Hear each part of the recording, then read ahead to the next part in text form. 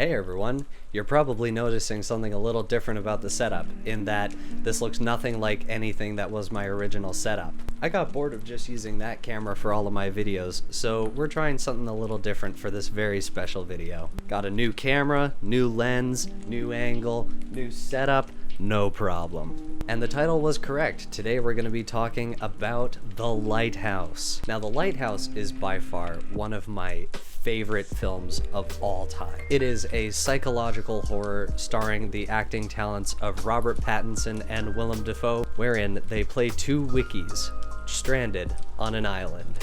Now, this film was directed by Robert Eggers, who currently only has 3 studio projects to his name: The Witch, The Lighthouse, and The Northman. As you can tell, he has a little bit of a theme with titles. And this is by far one of my favorite stories ever put to film, and a story that I believe requires a little bit of explanation. It is a story of terror and guilt, a story of fantasy and mythology, a story of sin and the ultimate price that it carries. This is the story of The Lighthouse.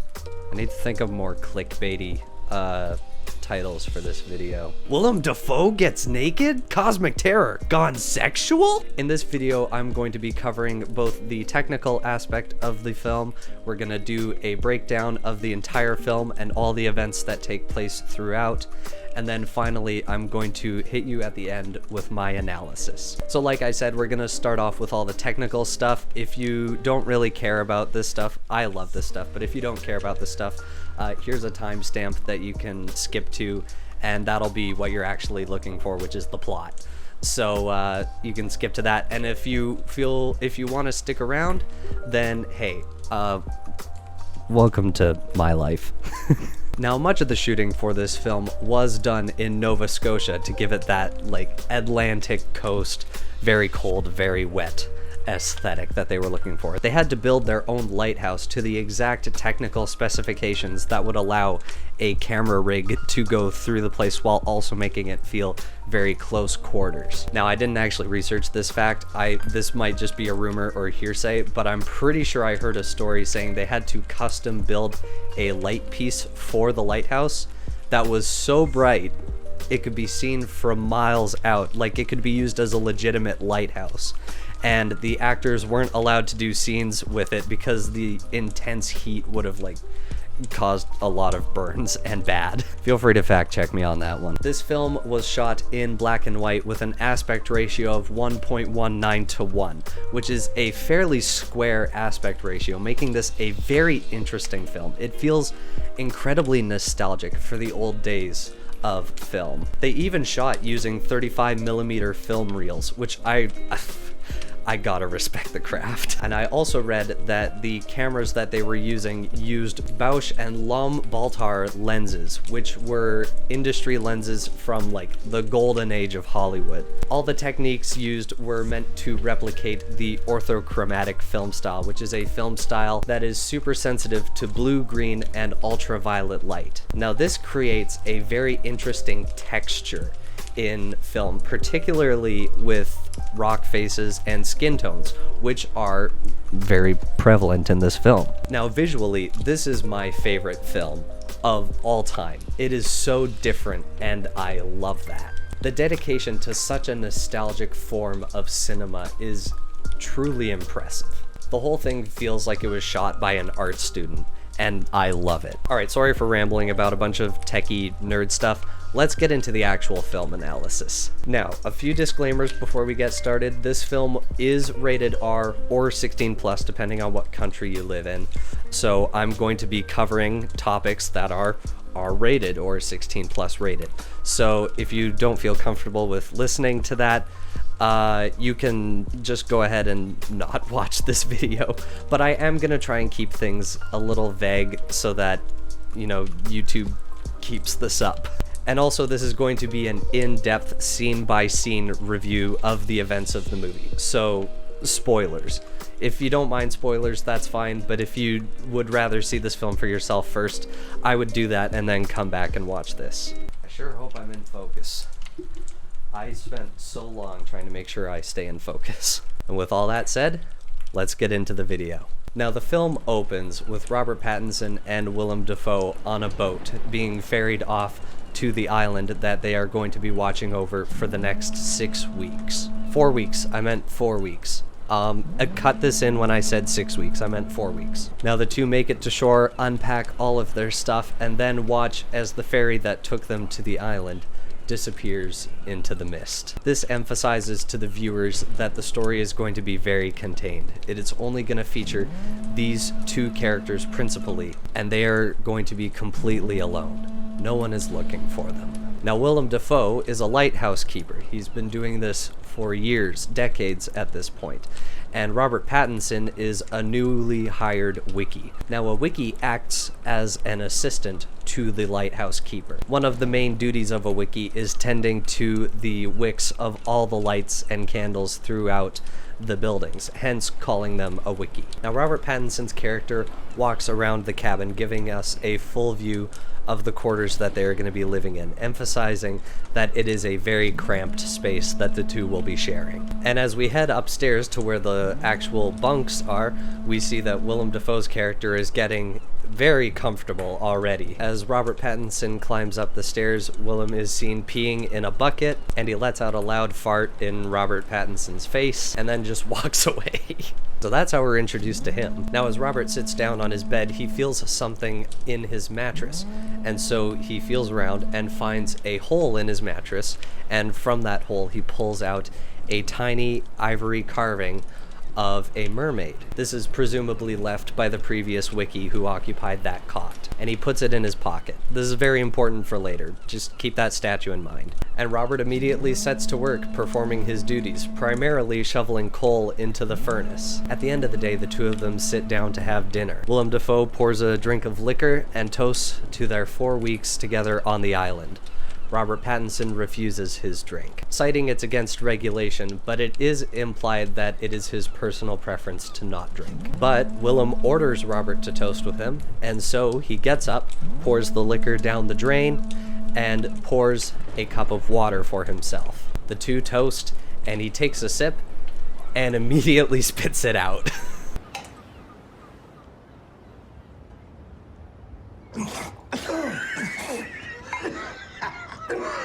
It is then that he tells Robert that investigating the cistern is going to be one of his major duties. The cistern being the large water tank that is used to supply them with water. He is also to tidy up the brass and clockwork inside the lighthouse itself, tidy up the quarters, among other various duties. It is at this point that Robert mentions that he is hoping to at some point go up to the top of the lighthouse and see the lantern in there, to which Willem immediately snaps and saying he's not allowed to see it. The light is his, and his alone. Robert pushes back against this, but Willem insists that it's his job. He takes the night shift, he watches after the light. He is quoted exactly saying, "See to your duties. The light is mine." And so Robert continues his duties, primarily shoveling coal at this point. And then the foghorn blasts right in his ear, which is quite hilarious.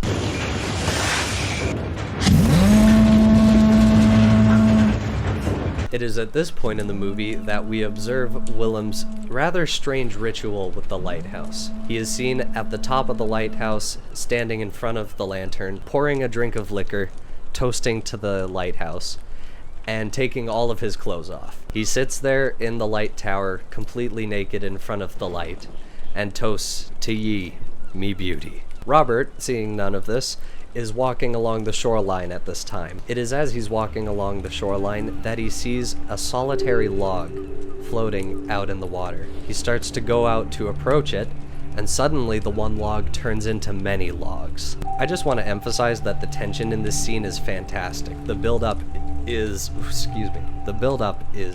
quite well done. The logs in the water part, revealing a dead body floating in the water. Robert, in a full panic and now neck deep in water, is finally engulfed in it. And underneath the water, as he sinks into the depths, he sees a mermaid swimming there. No, I'm not kidding. I'm not kidding. And then he wakes up.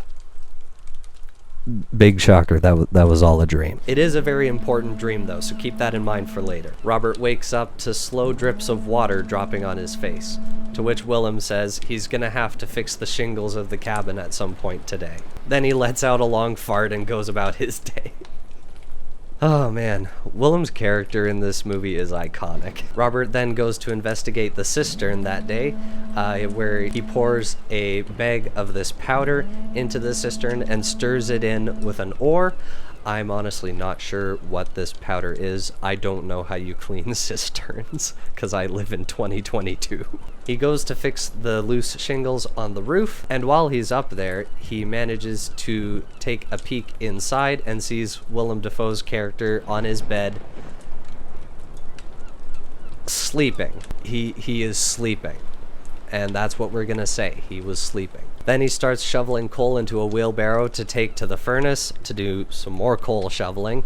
That's a very common theme in this whole movie. As he makes it to the cabin, he comes face to face with a one-eyed seagull that stares back at him. He tries to scare it away, but it doesn't work. After lots of aggressive shooing, he takes a lump of coal, throws it at the seagull, and scares it off. Another one of his duties is bringing kerosene up to the clockwork to properly grease it, and so he is seen hauling this huge tub of kerosene step by step up the long, winding spiral staircase that leads to the top of the lighthouse. When he gets to the top, he sees that all that separates him from the actual light of the lighthouse itself is a single locked trapdoor just up a small flight of stairs.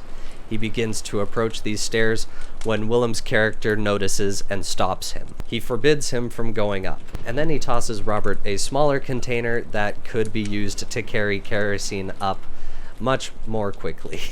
So he basically hauled that entire tub up there for nothing. And then Willem orders him to take that entire tub back where he found it. So he has to drag it all the way back down the long staircase. Kind of mean to hide the small container that would make his job easier on the first day, but you do you, I guess. Willem unlocks the trapdoor to the lantern, and Robert watches him enter as he slams the door shut behind him. Then the two are seen having dinner again. Willem makes another toast and they drink, but Robert is still drinking foul water from the cistern. Willem can see that Robert's in a bad mood, so he simply says, "Find some chirkin, ye lad." Basically just tells him to cheer up after bossing him around all day. Just don't be mad. It's easy. I sure hope I'm in focus. I can be not in focus very quick, as you can tell. It is here that Willem talks about the worst possible thing that could happen to the two stranded on an island with just each other. Doldrums. These are periods of inactivity due to aggressive storm systems, where all work has to stop and you are simply just left alone inside with each other. "Boredom makes men to villains," he says, "and the water goes quick, lad." Vanished. This is foreshadowing. Now, as he says, the water goes quick when these doldrums happen, and when it does, the only drink left on the island is liquor. That's all you have. Robert judges the idea of using alcohol to calm the sailors, saying that it makes them stupid, to which Willem laughs and Robert in turn also laughs. Robert asks then why the previous wiki left, to which Willem says that he went mad and died. So yeah, started raving about sirens, merfolk, bad omens, and the like. Now, sirens are a mythical creature that would lure sailors to their death with their song. This is also extremely important. The wiki who went mad also claimed that the light at the top of the lighthouse was enchanted, calling it his salvation. Robert dismisses all of these as tall tales, but remember, he's already seen a mermaid. It is then that Willem decides to admit that he saw Robert attack that seagull earlier, and tells him to leave them be. It's bad luck to kill a seagull. Robert scoffs at this as well, to which Willem smacks him across the face. Robert, understandably, jumps back from the table in shock and probably rage, I would say. Then Willem's character gets strangely quiet. He avoids eye contact and just tells Robert to pay him no mind. This is a very interesting change of pace from Willem's character up until this point. We then see Robert's character laying in bed. And then the one-eyed seagull flies right beside his window and starts tapping on the glass with its beak. But just as soon as Robert sits up to deal with it, the seagull is gone. He then picks up the ivory sculpture of the mermaid, goes to the supply cabin, and enjoys himself? Yeah, we're gonna go with that. When he comes out of the tower, he sees Willem at the very top of the lighthouse, standing completely naked in front of the light. This is such an absurd movie.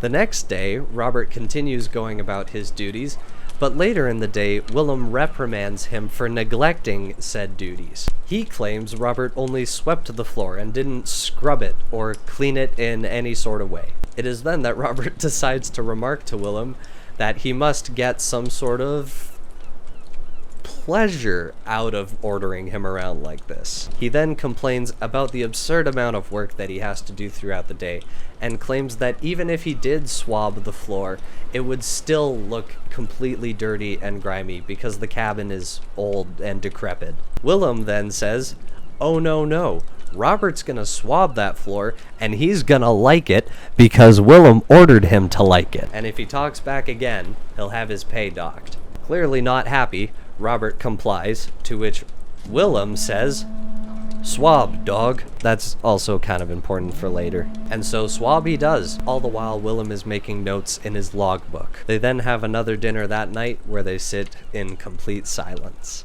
The next day, Robert Pattinson is hanging from the side of the lighthouse.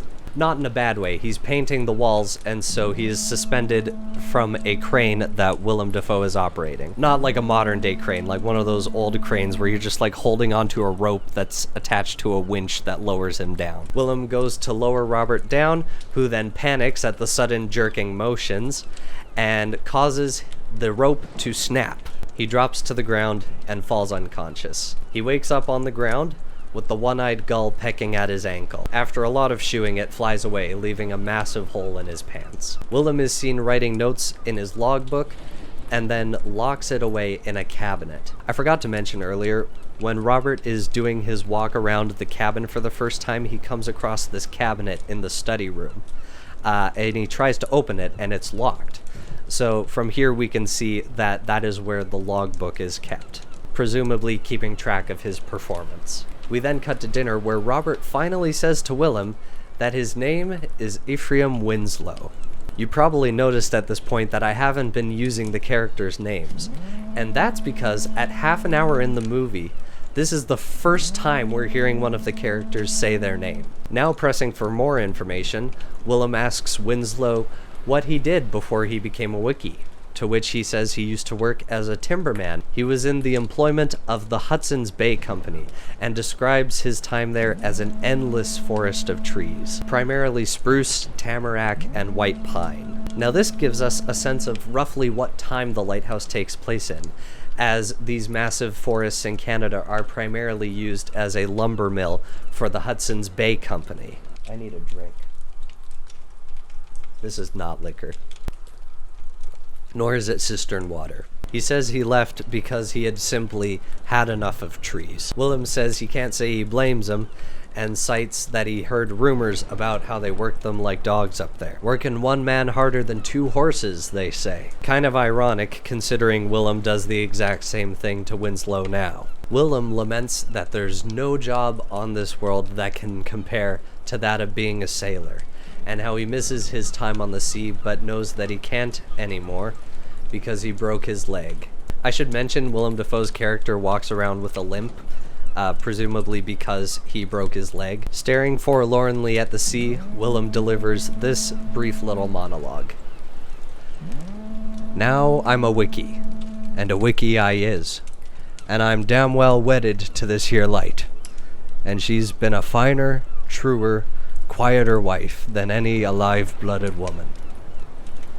So yeah, this takes place in a different time period. Winslow asks Willem if he was ever married, to which he says that he did have a wife and kids, but left them to live the life of a sailor for 13 years, and his presumably now ex-wife never forgave him for that. Then Willem asks Winslow why he left being a timberman up north. he's very dodgy around his answer here, simply saying that ever since he left his dad, he kept moving from job to job trying to find one that would satisfy him, but he never found the right fit for him. He wanted to find a high-paying job that would let him save enough money to build a cabin out in the wilderness, away from everybody and free from all responsibility. Which honestly, I can relate to. That's all that I've ever wanted, is to live in a cabin in the woods.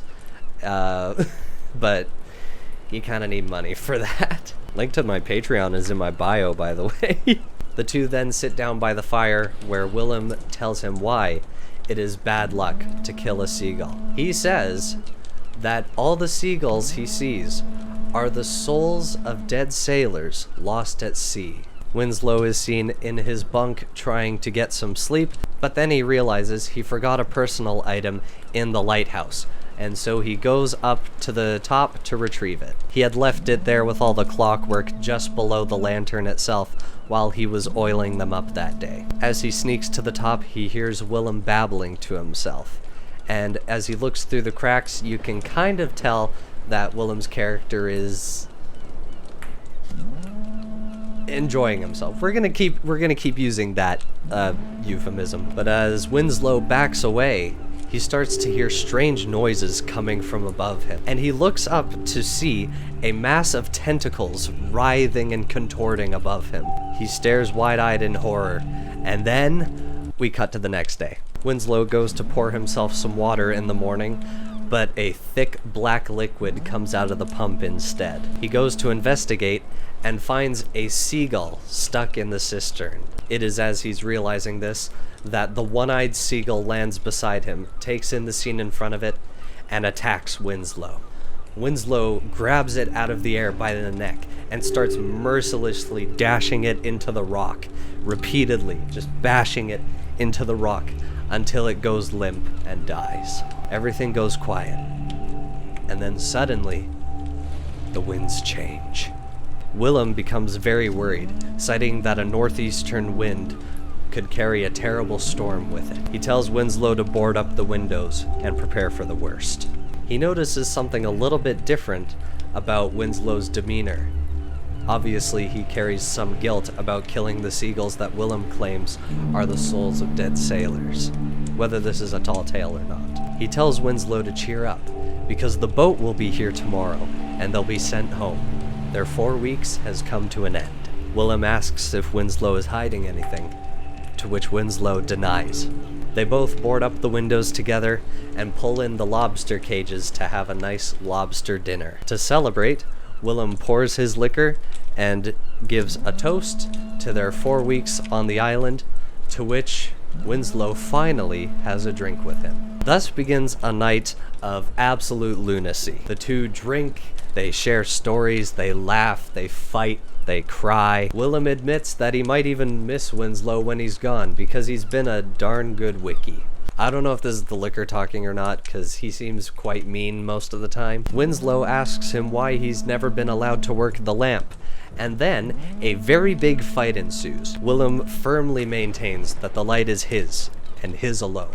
And so they drink some more, and then Willem finally lets slip his own name, Thomas Wake. And so now for the rest of this review, I'm going to be calling them Winslow and Wake, because those are their names. This is Winslow and this is Wake. So keep that in mind. Winslow wakes up on the floor, extremely hungover from that night. He goes to haul coal to the furnace so that it's stocked for when the relief party comes. As he's taking the wheelbarrow back, he notices something beached on the rocks. He goes over to investigate and finds a woman laying there, covered in seaweed. And as he examines her form, he realizes that her lower half is that of a fish. This is a mermaid or a siren, one of the two. They're practically interchangeable in this story. She suddenly sits up with a crazed grin on her face and begins screaming. As she screeches, Winslow flees in terror. It's implied in this scene that the noise she's making is causing him physical pain. He grabs his ears and starts screaming, but he manages to get away. I'll save the majority of my explanation of this film for the end, but I will say this now. I don't believe the mermaid's real.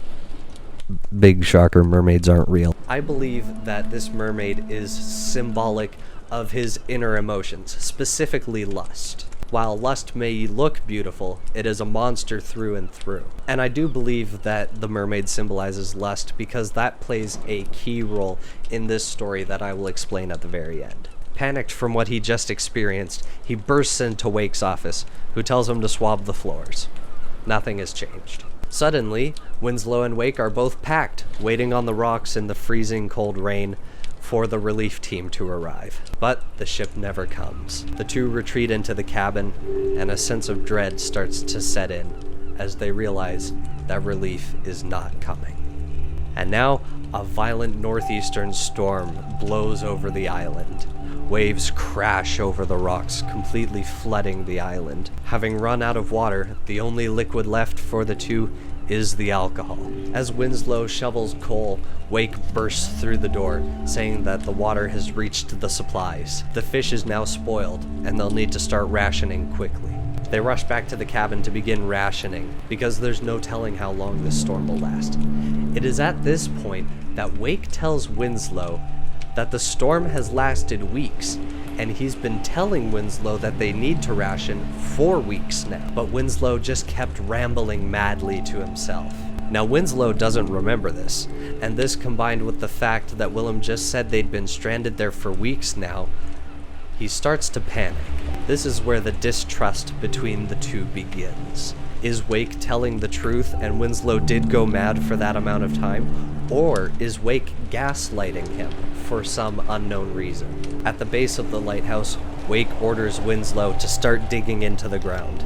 Eventually, the shovel hits wood, and they pull out a chest of all the rations they have left.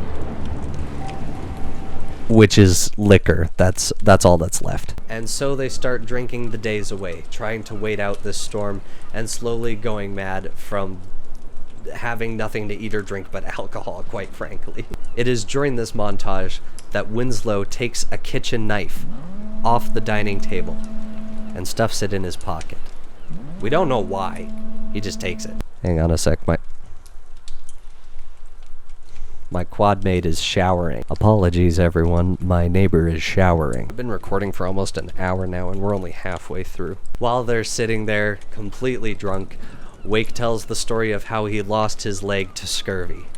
To which Winslow, confused, asks, "I thought you only broke your leg." Because in an earlier story, Wake had said that he only broke his leg. But now he's saying he lost it entirely. Sorry, I just got a text about a date this weekend. I'm gonna answer that later. I want to get this recording done. If you're seeing this, I swear I'm gonna respond as soon as I finish up. This is coming out on Halloween. What am I worried about? Am I still recording on OBS? Alright, perfect. Oh no! Oh no! Oh shoot! I forgot. Dang it. Hey everyone, I just realized that I was recording the fire sounds as well. I sure hope my audio is decipherable, because I'm not re-recording that. I've been recording for 50 minutes at this point. I am not redoing that. So from here on out, there won't be any fireplace sounds. I am so sorry. I didn't even realize. Oh no. The life of a YouTuber, guys. Gotta love it. Patreon is linked below. In response, Wake simply says that Winslow must have misheard, thereby gaslighting him even more. The mind games are only just beginning, trust me folks. Later in the night, while very drunk, Winslow starts complaining about his old foreman from when he was a timberman back in Canada, a man who kept constantly nagging him on the job. This man's name was Winslow. Wake is confused by this and asks, "What do you mean? I thought your name was Winslow." And that doesn't get addressed for a while, so ignore that for now. Then Winslow starts complaining about the lack of good food on the island, saying he wants a nice, juicy steak. Wake, offended, asks Winslow if he likes his cooking at all, even his lobster, which he seems to think is very well done. To which Winslow says that he doesn't enjoy his lobster. And then Wake gives the absolute best monologue I have ever heard in cinema history. Maybe I'll play a little bit of it right now.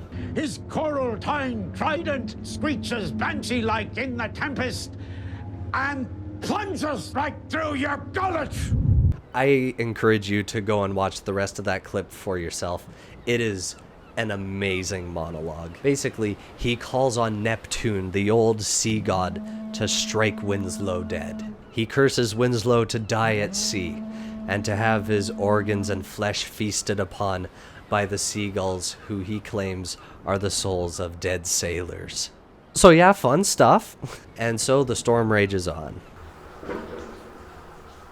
Those gunshots? I hope not. Sometime later, taking his shoes off so he won't be heard, Winslow sneaks to the tower, hoping to break into the lighthouse. Using the knife he stole earlier, he tries to pick the lock, but is unsuccessful.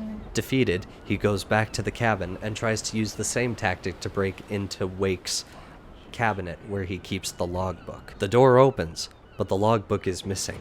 Going upstairs, he finds that Wake fell asleep with the logbook still on his chest. And also behind Wake's sleeping head are the keys to the trapdoor at the top of the lighthouse. Instead of going for either of those, which I thought he would do, Winslow pulls out the knife and puts it to Wake's throat. This movie is insanity. I highly encourage you to watch it. Wake suddenly wakes up, takes in the situation in front of him, and is completely unfazed. He rolls back over, farts in Winslow's face, and tells him to get back to work. Like, what a proportional response to a threat on your life. And apparently he does go back to work because Wake is alive for the rest of the movie. At this point, Winslow appears to have completely lost his mind. He goes about his chores very aggressively, drinking all the while he's working. Hang on, my neighbor is getting out of the shower. Oh wait, how you guys doing? What's up? Am I in focus right now? I'm sitting back in my chair. For all I know, I've been out of focus this entire time. Let me know in the comments when I'm in focus. Hit the like button if I'm in focus right now. Subscribe if you think that I should do more of these videos. Alright, we're good. He also continues enjoying himself to the mermaid sculpture while also fantasizing the real thing. It's interesting now that at this point in the movie, he completely embraces this rather terrifying mermaid, whereas before he ran in fear from it. It kind of shows that Winslow at this point in the movie has completely given himself over to his animalistic desires. And it's during this personal time that he begins having these intrusive thoughts of a man surrounded by lumber, getting hit with the blunt end of an axe and sent into the water, where he would then drown. So, I'm sure this is fine. I would love to see a psychologist or a therapist react to this whole movie, but this scene in particular, because I think there's a lot to unpack here. Screaming in terror at these images flooding his mind, he throws the ivory sculpture of the mermaid away and shatters it into pieces. Don't worry, at the very end of the video, I'll give my explanation for all of this on what I think is going on in this scene.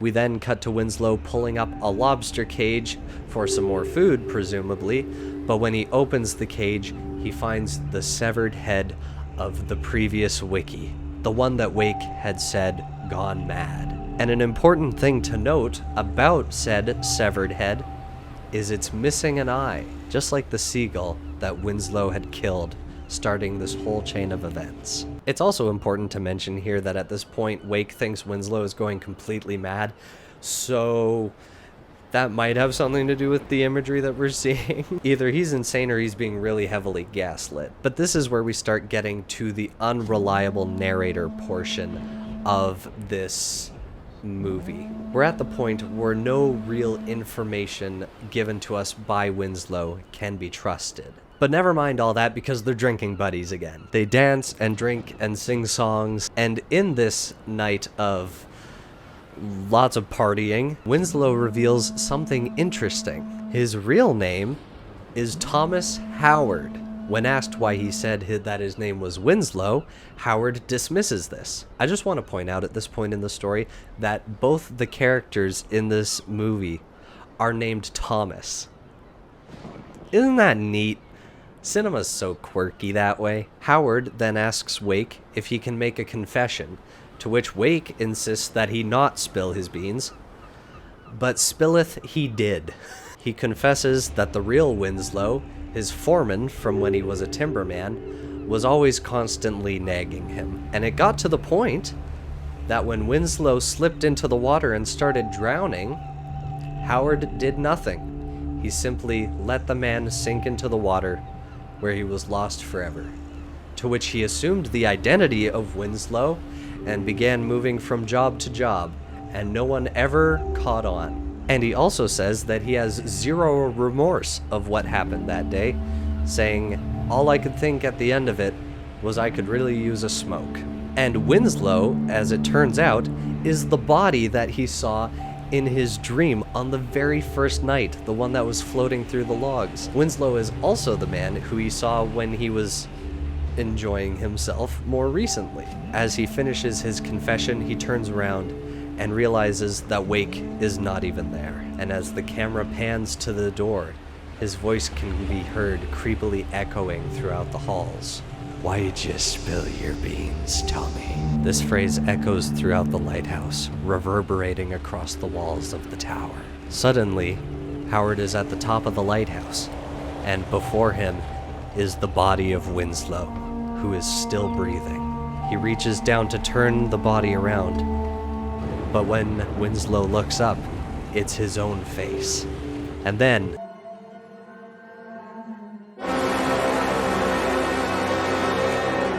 to which he sees Wake, standing naked on the rock face, his eyes closed, a powerful figure of the sea. He opens his eyes, and a brilliant light shines directly on Winslow's face, illuminating all his crimes and all the terrible things he's done. I just want to say that this particular image from the film is an homage to an art piece by Sasha Schneider called Hypnosis.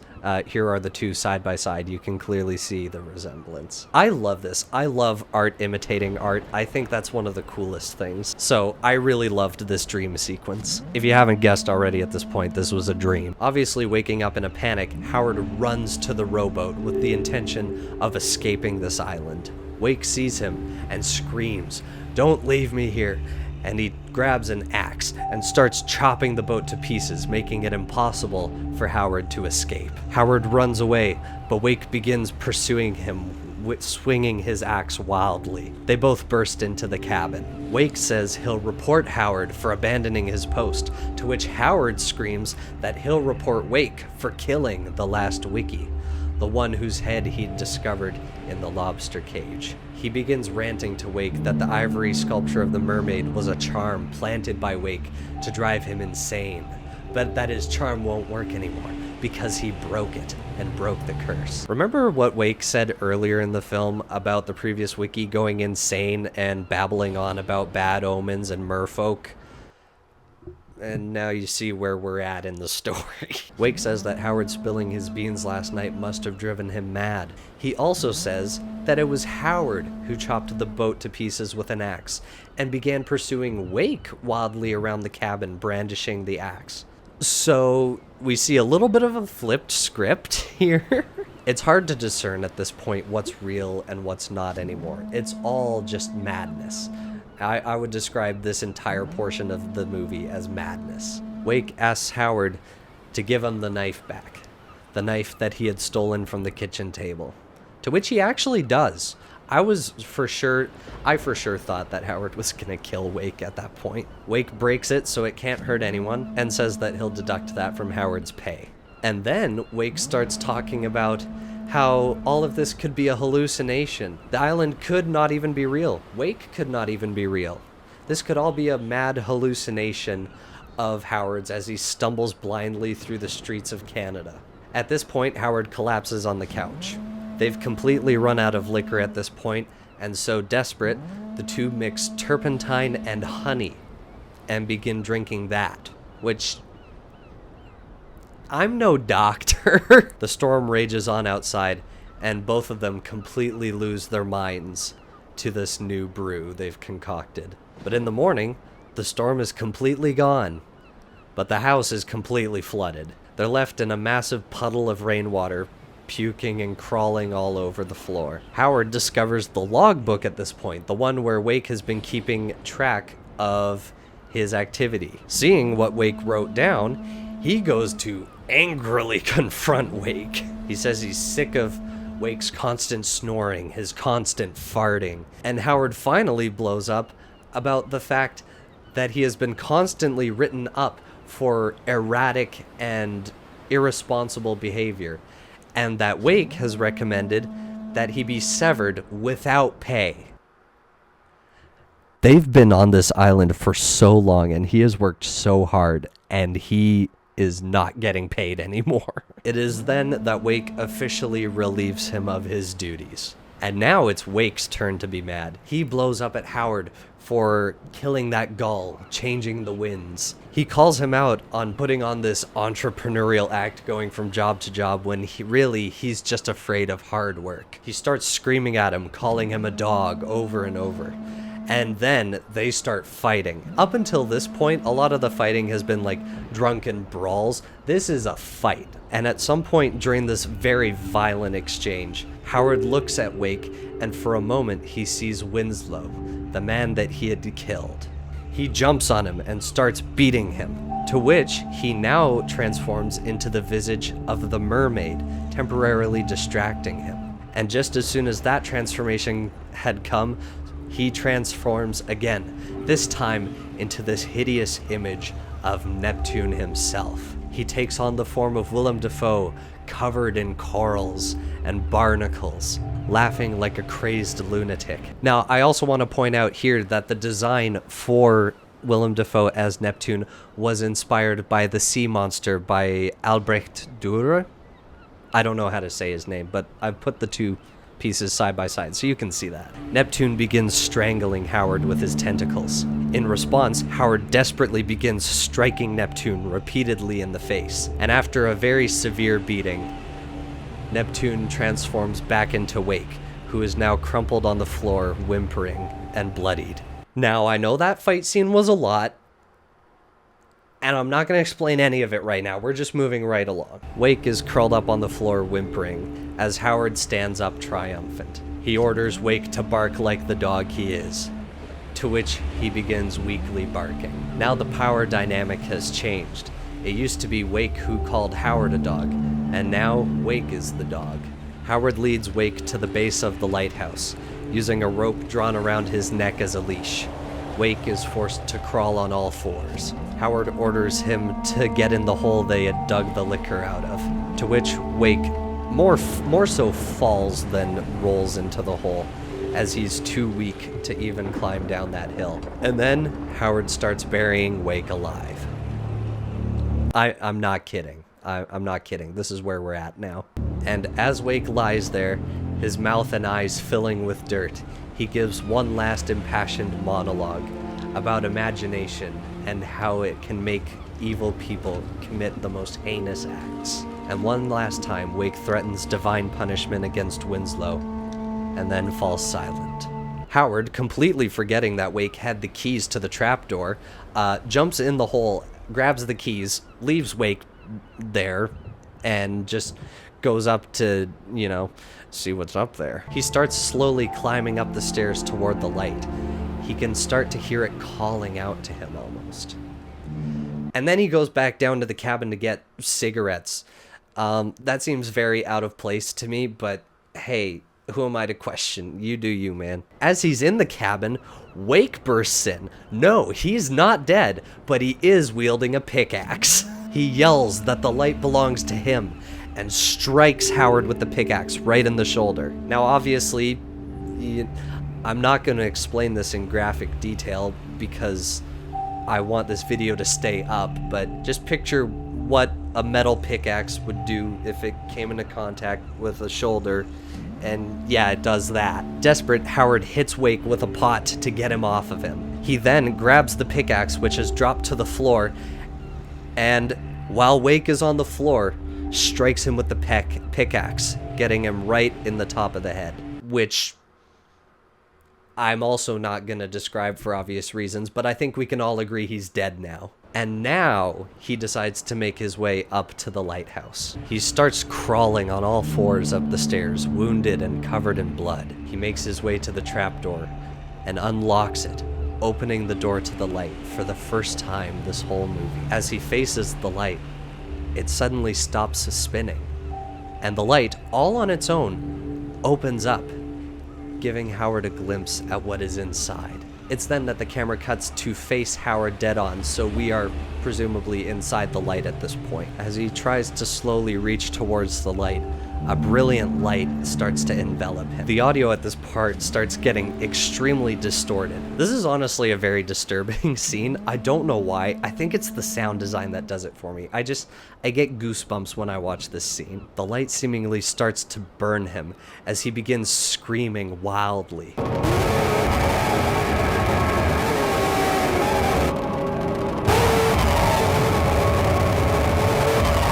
After a while of screaming like a banshee, he finally recoils and falls down the entire spiral staircase leading to the base of the lighthouse. And the last shot of the movie is Howard, stretched out naked on a rock, covered in blood, his organs spilled out as the seagulls feed upon his insides. Forgotten to any man, to any time.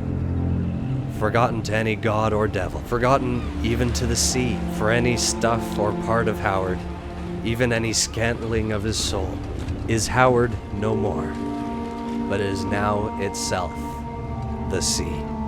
All fades to black, and the credits roll. Okay, so I know that was a lot. Let me explain. Now, obviously, The Lighthouse is a horror movie, a psychological horror movie, even a cosmic horror movie, honestly, in my opinion. But I believe that there is another genre that The Lighthouse could fall under, and that is a mythology. Now, what is a mythology? A mythology is a moral tale that uses elements of life that we would recognize, things from the real world, as well as supernatural elements to tell a moral lesson. I believe that this film is a modern-day mythology. And by that, I mean none of the events in The Lighthouse are real. Surprise, you're at the end of a very long movie analysis, and I just said that none of the movie is real. That's pretty par for the course. Happy Halloween, everyone. Patreon is linked below. Don't forget to subscribe. What I mean by none of the events of The Lighthouse are real is I believe that all of the events are just physical representations of the deeper story that's going on.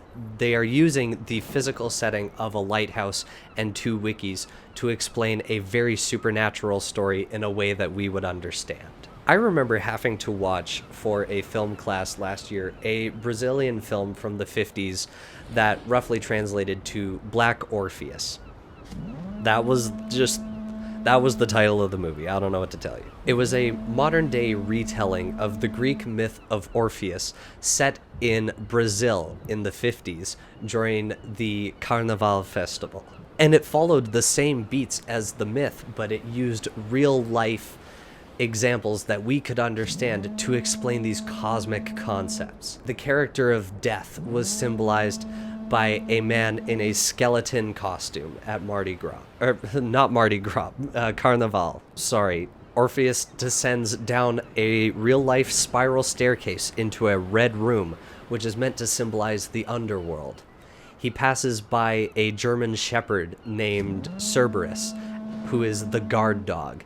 Now, if you know mythology, Cerberus is the three-headed dog of the underworld, but obviously in a story that's using things that we could understand, it uses a real dog. And I really enjoyed this movie because it used stand-ins that we could understand as humans for these cosmic concepts that were beyond our comprehension. Things like an underworld and a massive supernatural three-headed dog. And I believe that The Lighthouse is doing something very similar. So what is the real story of The Lighthouse? Well, to put it simply, the real story of The Lighthouse is Howard's journey to hell, for the murder of Winslow. Pretty cut and dry, right? But there's more. See, Howard's confession of killing Winslow was very true, and it was foreshadowed from the very beginning. At the very beginning of the movie, we see Winslow's death, long before he spilled the beans to Wake. Him killing the seagull and causing the huge storm was another symbolic representation of the murder of Winslow and the cosmic repercussions of it for his soul. The analogy of a soul descending to hell is further symbolized by the lighthouse itself and his desire to reach it, but we'll get to that later. First, let's talk about the mermaid. Now, I mentioned earlier in this video that the mermaid was symbolic of his lust, and I do have reason to believe that Howard in his life was a lustful person, and that's why it is brought into physical form in this movie. This is getting into headcanon territory, but I'm willing to defend myself on this. But I think the murder of Winslow was also motivated by that lust. There's no evidence of this in the film, it's never said, but I believe that Howard lusted after a woman that was with Winslow in some way, whether it was his wife or his girlfriend, something in that capacity. And that was one of the reasons that he snapped, and one of the reasons that he let Winslow die. And it is even possible that him and this woman had an affair, and Howard just killed Winslow to cover it up. Why do I think this, though? I'm so glad you asked. It comes down to that one scene when he is enjoying himself, but as he's giving in to these lustful desires, he starts to see flashes of Winslow the day that he was murdered. And I started to wonder to myself as I was writing notes for this, why are lust and guilt so intertwined in this film, specifically the lust over this mermaid and the guilt towards the murder of Winslow? And that's when I had the thought that maybe the reason he killed Winslow was because he was having an affair or was lustful of Winslow's wife. It would also explain why at the very beginning why he was so scared of this mermaid that symbolized this inner lust, because with that lust came the feeling of guilt he had towards the death of Winslow. Did I call him Howard earlier? Did I call him Winslow? You know what I mean. Howard's the murderer, Winslow's the murderee. In fact, his reaction of terror was so genuine that I believe the face of the mermaid is also the face of Winslow's wife. And as he begins to embrace these lustful desires later in the movie, he starts to begin to have more and more recurrent flashes of guilt, specifically for the murder of Winslow. So this is kind of a headcanon within my broader explanation of the film, but I believe that the reason he murdered Winslow was over this woman. And I believe that the face of the mermaid is the face of the woman that he killed Winslow over. This is why the murder and the mermaid are so intertwined. You even see them both for the first time in the same scene. In the same scene that you see the dead body of Winslow for the first time, you see the mermaid screaming as it was the reason that Winslow had to die. And now for another explanation. If this is a story about Howard's journey to hell for the murder of his friends, then who is Wake? Now, I believe there are multiple answers for this, as Wake plays multiple roles throughout this film. First, he serves as kind of the Charon, or the Charon of this underworld. He is guiding Howard into his afterlife. So in that way, he serves as Wake the ferryman. And this is the Wake that we see throughout most of the film. And then we have Wake the spirit. In certain moments throughout the film, Wake is the physical representation of the turbulent sea itself, possibly Neptune himself, and that's why Neptune took on the visage of Wake, because Wake is symbolic in this film of the sea. He is the sea. He is a relentless force of nature that sees Howard and all of his sins. This is the Wake that we see in Howard's dreams. And now we come to another thing that I need to explain. Was Howard crazy throughout the whole film? Was he losing his mind? And I do believe that in his life after the murder of Winslow, I believe that it did drive him mad to some degree. Wake makes the comment about the island possibly being a hallucination, and that he's probably some drunken madman wandering the streets of Canada. I think it's possible that after this murder, Howard spent out the rest of his days in a drunken stupor, wandering from town to town, waist deep in snow. And then eventually, with nothing but liquor in his stomach, he died in the cold and the snow of starvation. And this is symbolized in the film by them running out of rations and the only thing there to eat or drink being alcohol. It's all he has left on the island because it's all that he had left in real life. And I believe that the reason that he is dead now is because he froze in the streets dying of starvation. So very bleak, his descent into madness on the island mirrors his descent into madness in the world of the living. And another thing I want to talk about in this explanation is Wake's final monologue. Now, I mentioned at the beginning of this explanation that I believe the Lighthouse is a modern-day mythology. And a mythology was meant to teach a lesson about the natural world using supernatural elements. Similar to how Little Red Riding Hood is a story on not trusting strangers. I believe that the final monologue he gives while he's being buried alive is the lesson of this mythology. Greedy minds imagine wild fantasies, which cause them to do terrible things. Howard imagines the light in the lighthouse to be the source of some great power, and causes him to kill Wake over it. And if we accept the theory of the affair with Winslow's wife to be true, then his lustful imaginings toward Winslow's wife caused him to kill Winslow. And so this film is a story about wild imaginings causing people to do the most evil things, even kill people over these imaginations. And finally, the symbolism of the end scene. I've mentioned numerous times in this explanation that the Lighthouse movie is symbolic of his soul's journey into hell. And I believe that is most prevalent in this final scene, because the ending scene is the final stages of his journey. Desperate to avoid this fate, his soul tries to crawl out of hell as we see him try and crawl up the spiral staircase towards the light. And surprisingly, he actually makes it to the top and is even allowed to view heaven as the door of the light opens up and he is able to look inside. However, he is a sinner destined for hell, and so heaven will not accept him. This is why the light starts to cause him physical pain without even touching him.